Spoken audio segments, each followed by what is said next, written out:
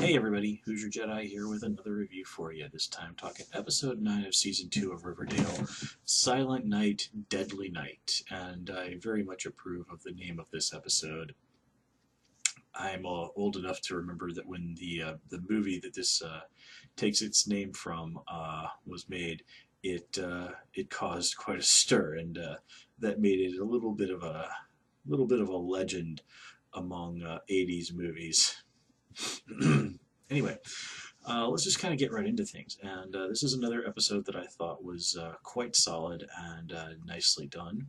And quite a lot of really interesting things are going on. And in terms of mid-season finales, this is a good one. So let's just kind of get right into things. First of all, I absolutely loved what was going on with Jughead this episode. I mean, Riverdale has done some really dark stuff, but Jughead literally taking a knife and carving the flesh that made up Penny Peabody's serpent's tattoo off her arm after arranging for her to basically be kidnapped and basically like stay the hell out of Riverdale or else. Oh man, I mean it's so dark, but I absolutely love it. And just the whole situation with how he handles Penny Peabody is great because Penny makes that classic lawyer mistake of trying at the end of like trying to argue the letter of the law. And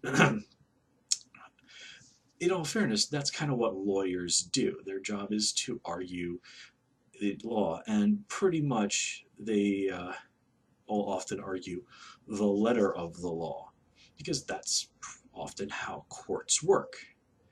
They do have to obey the letter of the law. Now, the letter of the law and the spirit of the law are often in conflict, and more often than not, when that happens, it's the letter of the law that has to be enforced. Not always, but usually. And that's what Penny goes for. She says, like, hey, you can't do this to me. I'm a serpent too. And Jughead says, she kind of rolls up her sleeve and points to the tattoo. And Jughead says, like, you might have that tattoo, Penny, but you're not a serpent. So Penny is he says that tattoo doesn't make you a serpent. So Penny's trying to argue that this the letter of the law. Like, hey, I've got the tattoo. Hey, I've got the jacket. But Jughead is arguing the spirit of the thing. Like, I mean, they even invoke like the memory of like the laws of the Southside Serpents. And Penny, and really Jughead's right. Penny is, sure, she's a serpent on paper, but she's the snake charmer. And think about what a snake charmer does. A snake charmer uses the snake to make money. It makes it move around, makes it dance. And FP even says, if I have to be Penny Peabody's dancing monkey in order to deal with this situation, then so be it. Penny's a serpent, and yes, she does occasionally help serpents out with legal issues. But like with what happened with Jughead, well, do you really think that she's the first time that, okay, Penny's like, okay, you owe me something, do this.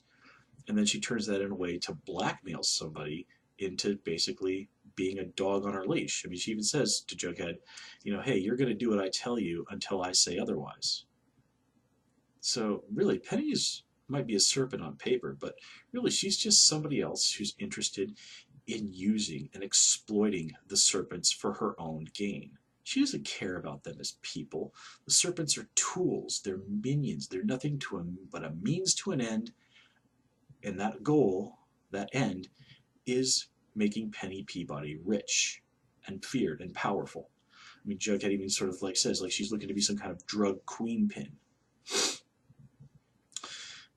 And you can't really think that, exploiting the fellow members of your gang for your own personal interest, well, that's pretty clearly not what the serpents are supposed to be about. These are people who have been kicked around by life, who come from difficult circumstances, and the serpents are supposed to be the place where they're accepted, where they have somebody who will genuinely watch their back and try and do some good. I mean, the FP even says this is a tradition the serpents have.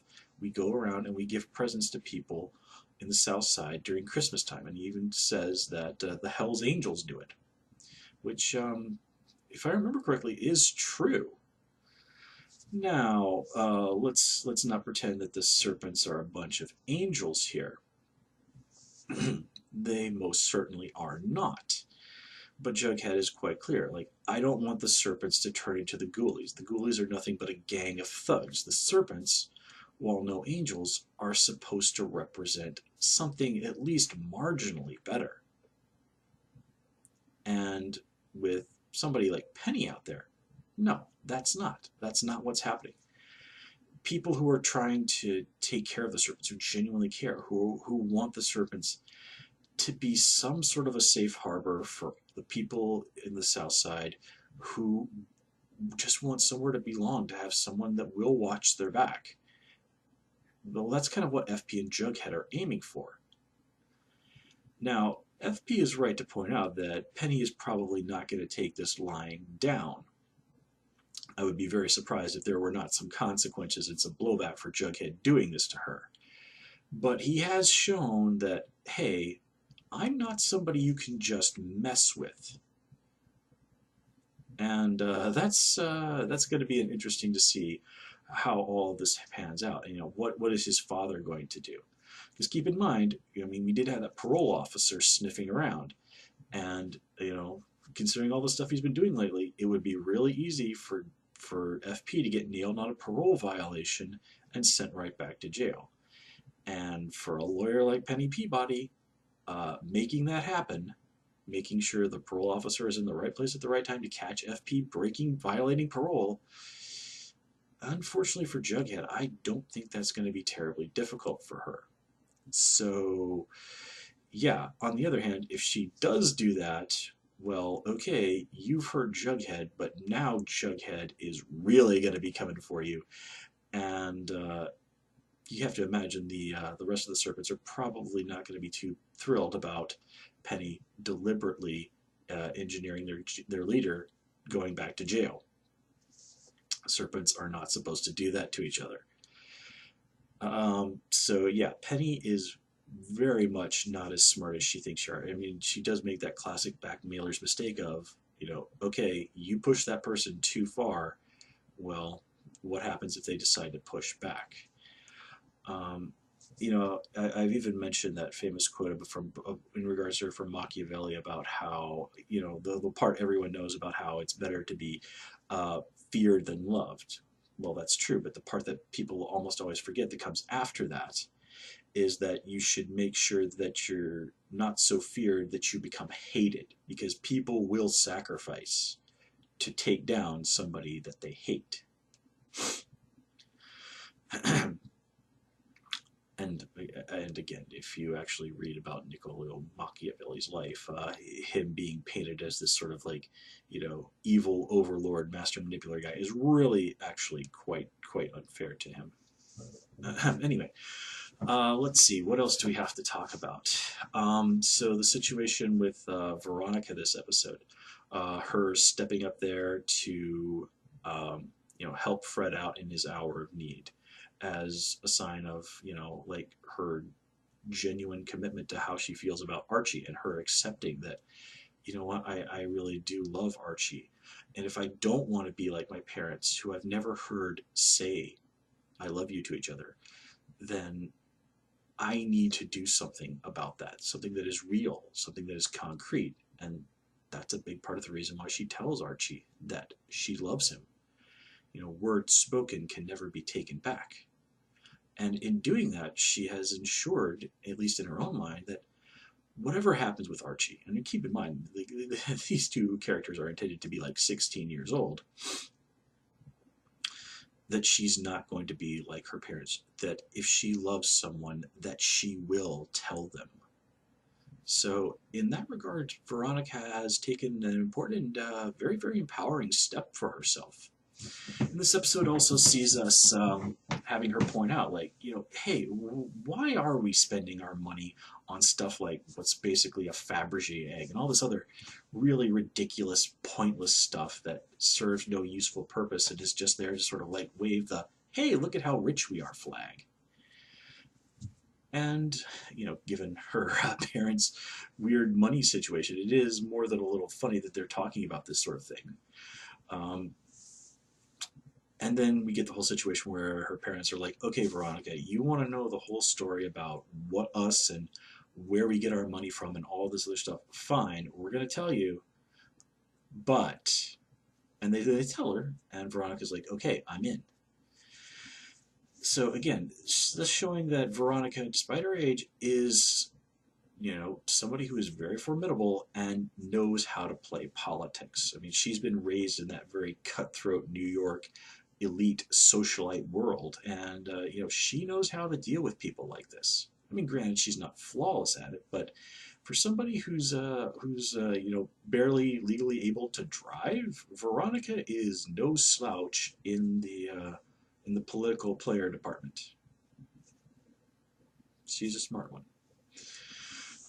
Nothing really that huge to say about Cheryl.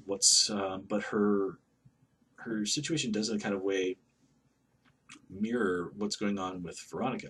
Veronica does something really crazy with her family's money, and it ends more or less positively for her.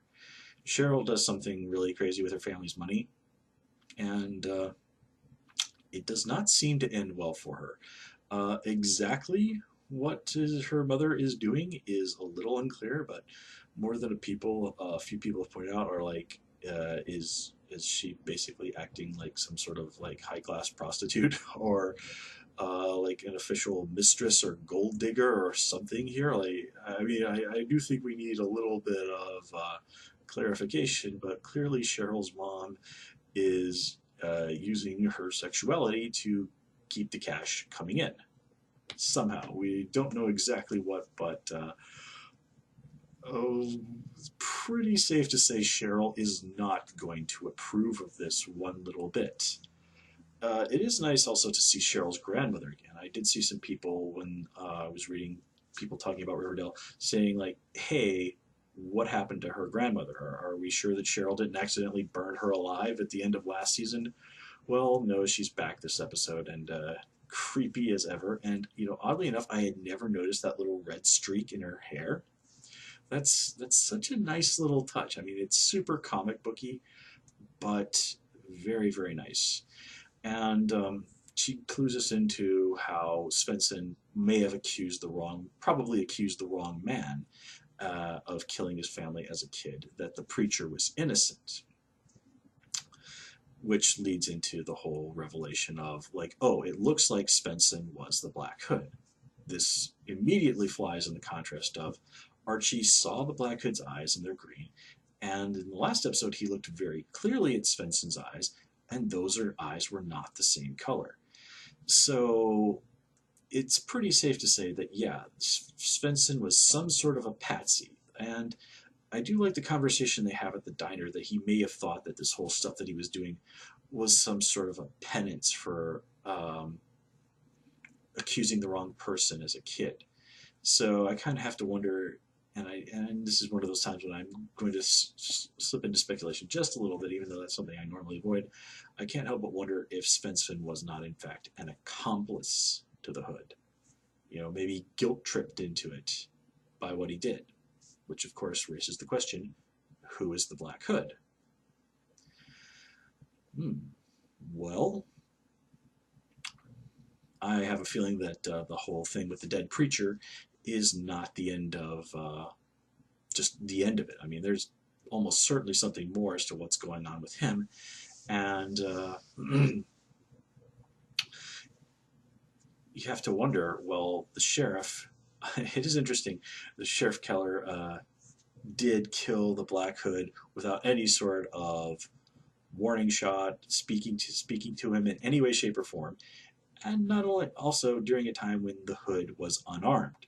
In that situation where Svensson got killed, the only person holding a weapon was in fact Archie. Now, granted, that was there for drama to make us think like, oh my God, did Archie kill somebody?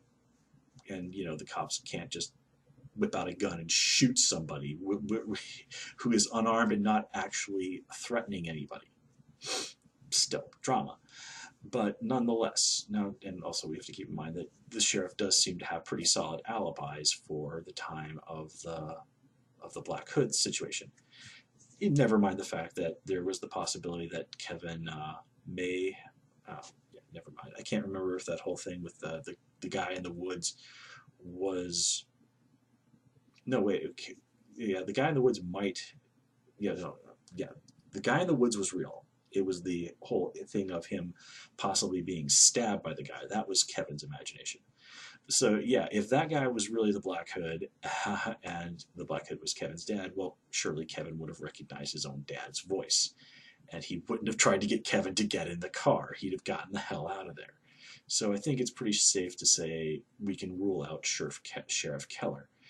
But again, the Black Hood has said if Betty were to see his face, she would recognize him. So who is this guy? Who is he?